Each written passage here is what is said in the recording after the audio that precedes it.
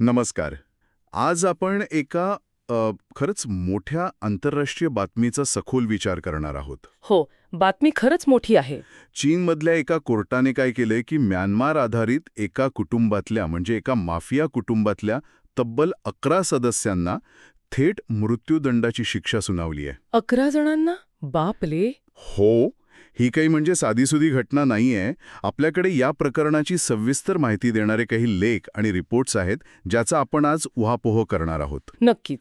तर आजच्या आपल्या चर्चेचा उद्देश काय की हे सगळं प्रकरण नक्की आहे तरी काय, बरोबर. यात कोणते गुन्हे घडलेत, चीनची जी एक मोठी मोहीम चालू आहे त्या संदर्भात या घटनेचं महत्त्व काय आहे आणि अर्थातच याचे पुढे जाऊन काय परिणाम होऊ शकतात, तर या सगळ्याची आपण व्यवस्थित उकल करूया. ठीक आहे. तर हा जो निकाल आहे तो चीनमधल्या वेन्झू इंटरमिजिएट पीपल्स कोर्टाने दिलाय. हो, वेन्झू कोर्ट. आणि मिंग नावाच्या कुटुंबावर ही कारवाई झाली आहे. हे कुटुंब मूळचं म्यानमारमधलं आहे, म्हणजे कोकांग भागातलं. हो, ते महत्वाचं आहे. आणि अंदाज काय माहितीये, या टोळीने जवळपास 1.4 अब्ज अमेरिकन डॉलर्सची अवैध कमाई केली आहे. 1.4 अब्ज डॉलर्स. प्रचंड रक्कम आहे ही. हो, म्हणजे आकडाच अविश्वसनीय वाटतो. तर सुरुवातीला या मिंग कुटुंबाबद्दल आणि त्यांच्या कार्यक्षेत्राबद्दल थोडं समजून घेऊया. म्हणजे कोर्टाने कारवाई चीनमध्ये केली असली तरी यांचं मूळ कार्यक्षेत्र म्यानमारमध्ये होतं, बरोबर? हो, अगदी बरोबर. ते महत्वाचं आहे समजून घेणं. हे कुटुंब म्यानमारमधला जे कोकांग नावाचं विशेष प्रशासकीय क्षेत्र आहे तिथे कार्यरत होतं. अच्छा. हां, भाग चीनच्या सीमेजवळ आहे आणि काय ना की अनेक वर्षांपासून तिथे अस्थिरता आहे, संघर्ष आहे. त्यामुळे तिथे अवैध उद्योगांना, अशा गुन्हेगारी टोळ्यांना वाढायला वाव मिळतो. म्हणजे त्यांना तिथे एक प्रकारे सुरक्षित आश्रय मिळतो. हो, तसंच काहीसं. आणि हे काही म्हणजे किरकोळ गुन्हेगार नव्हते. त्यांचं जाळं आंतरराष्ट्रीय स्तरावर पसरलेलं होतं आणि त्यांनी एक मोठं साम्राज्यच उभं केलं होतं म्हणा ना. हां, आपल्याकडे जी माहिती आहे त्यानुसार त्यांच्यावर अनेक गंभीर आरोप आहेत. हो. यात सगळ्यात मुख्य म्हणजे ऑनलाईन आणि फोनद्वारे होणारी फसवणूक, म्हणजे ज्याला आपण सायबर फ्रॉड म्हणतो तसलं. हो, तेच मुख्य. आणि त्यात पण ते रोमान्स स्कॅम वगैरे म्हणतात, म्हणजे प्रेमाच्या जाळ्यात ओढून पैसे उकळायचे. अगदी. किंवा मग त्या बनावट गुंतवणुकीच्या योजना दाखवून लोकांना लुबाडणं. अच्छा. आणि एवढंच नाही तर अवैध जुगाराच्या वेबसाईट्स चालवणं, अशा अनेक गोष्टी होत्या त्यात. म्हणजे फसवणुकीचे अनेक प्रकार. हो. आणि अर्थातच मोठ्या प्रमाणावर मनी लॉन्ड्रिंग, म्हणजे काळ्या पैशाला पांढरं करण्याचं काम. बापरे.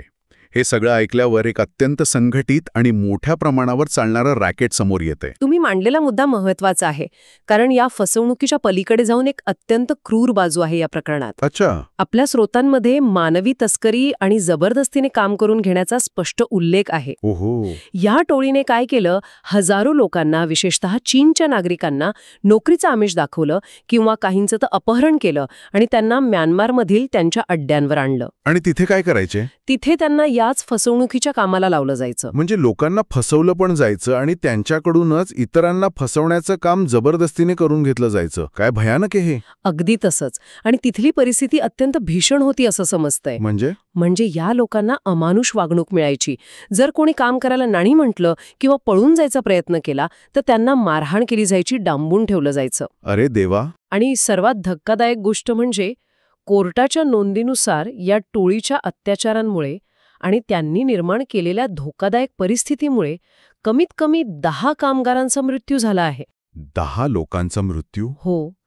त्यामुळे हे फक्त आर्थिक गुन्हेगारीचं प्रकरण नाहीये, यात मानवी क्रौर्याची हद्द ओलांडलेली दिसतेय.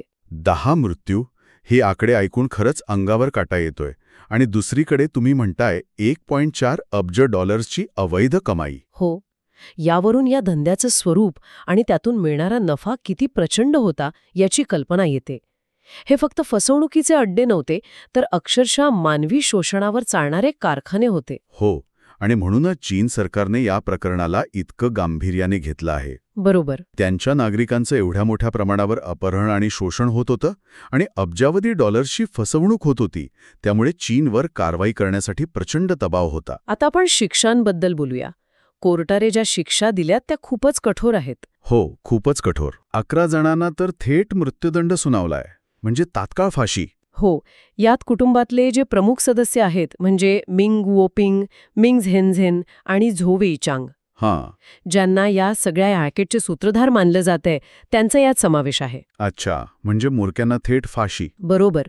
आणि या व्यतिरिक्त आणखी 5 जणांना स्थगित मृत्यूदंड दिला आहे. स्थगित मृत्यूदंड म्हणजे काय नक्की? चीनच्या कायद्यानुसार याचा अर्थ असा होतो की शिक्षेची अंमलबजावणी 2 वर्षांसाठी थांबवली जाते. ओके. आणि या काळात जर त्या कैद्याची वर्तणूक समाधानकारक असेल तर मृत्यूदंडाची शिक्षा बदलून जन्मठेपेत रूपांतरित केली जाते. अच्छा, म्हणजे एक प्रकारची संधी दिली जाते. हो. पण तरी शिक्षा गंभीरच आहे. हो, अत्यंत गंभीर शिक्षा आहे ती सुद्धा. आणि शिवाय आणखी 12 जणांना 5 ते 24 वर्षांपर्यंतच्या तुरुंगवासाची शिक्षा झाली आहे. म्हणजे एकूण 28 लोकांवर ही कारवाई झाली आहे. म्हणजे शिक्षांची श्रेणी बरीच मोठी आहे. तात्काळ फाशी आहे, संभाव्य जन्मठेप आहे आणि दीर्घकालीन तुरुंगवास पण आहे. हो. यातून चीन एक कठोर संदेश देऊ इच्छितो हे अगदी स्पष्ट दिसतंय. पण ही फक्त एका कुटुंबावर केलेली कारवाई नाहीये असं वाटतंय.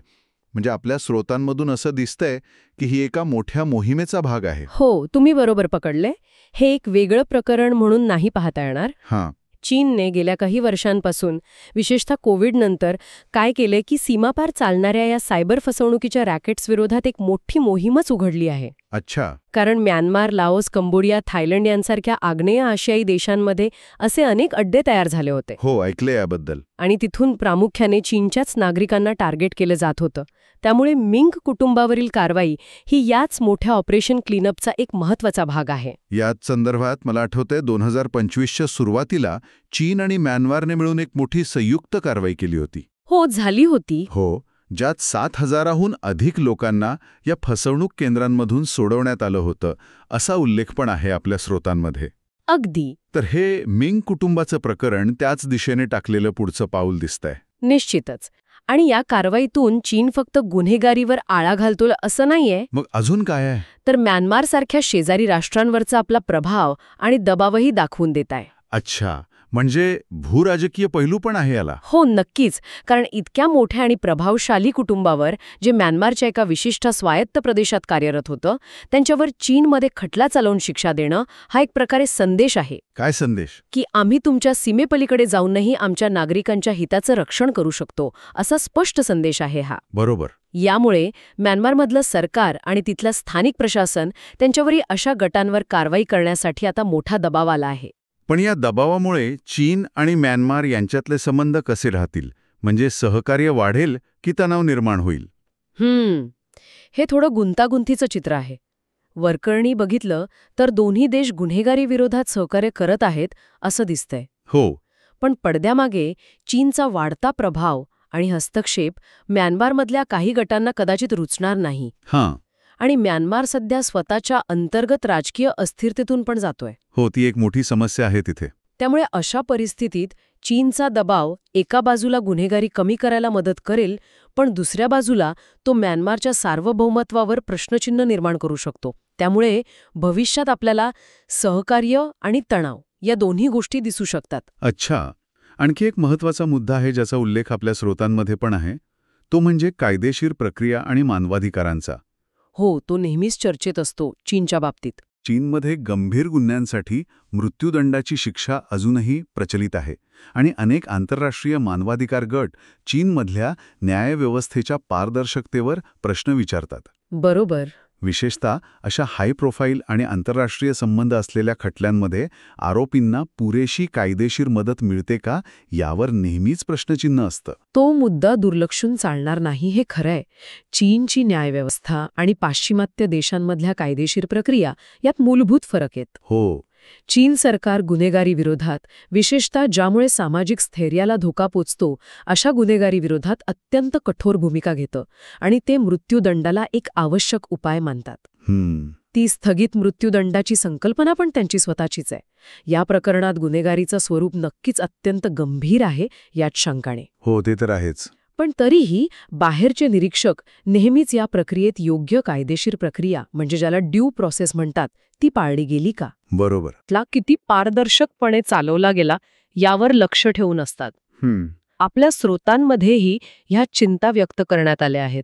म्हणजे श्रोत्यांना ह्या पैलूचीही जाणीव व्हावी. इथे आपण कोणतीही बाजू घेत नाही आहोत, फक्त उपलब्ध माहितीतले वेगवेगळे दृष्टिकोन मांडतोय. नक्कीच. अगदी बरोबर. तर मग या सगळ्या मोठ्या कारवाईचा आणि इतक्या कठोर शिक्षांचा नेमका अर्थ काय लावायचा, याचे संभाव्य परिणाम काय असू शकतात? स्रोतांमध्ये काही गोष्टींवर भर दिला आहे, जसे की गुन्हेगारांवर वचक बसवणं, प्रादेशिक सहकार्य वाढवणं आणि मानवी तस्करी विरोधी प्रयत्नांना बळ देणं. हो, यातले काही मुख्य संभाव्य परिणाम आपण बघू शकतो. पहिला आणि सर्वात स्पष्ट उद्देश म्हणजे इतर गुन्हेगारी टोळ्यांना एक कडक संदेश देणं. डिटरन्स म्हणजे वचक बसवणं. अगदी. मिंग कुटुंबासारख्या मोठ्या आणि प्रभावशाली गटावर इतकी कठोर कारवाई झाली तर इतरांवर नक्कीच वचक बसेल अशी चीनची अपेक्षा आहे. दुसरा परिणाम काय? दुसरा म्हणजे आग्नेय आशियाई देशांसोबत कायद्याची अंमलबजावणी करण्याच्या बाबतीत चीनचं सहकार्य कदाचित वाढेल. म्हणजे चीन या देशांवर अधिक दबाव आणेल की त्यांनी अशा फसवणूक केंद्रांवर कारवाई करावी. बरोबर. आपल्याला भविष्यात अशा आणखी संयुक्त कारवाया बघायला मिळू शकतात. आणि मानवी तस्करीच्या मुद्द्यावर काय परिणाम होईल असं वाटतं? हा तिसरा महत्वाचा पैलू आहे. या प्रकरणामुळे मानवी तस्करी आणि जबरदस्ती मजुरीची जी भयानक समस्या आहे तिकडे जगाचं लक्ष वेधलं गेलं आहे. हो, ते खरंय.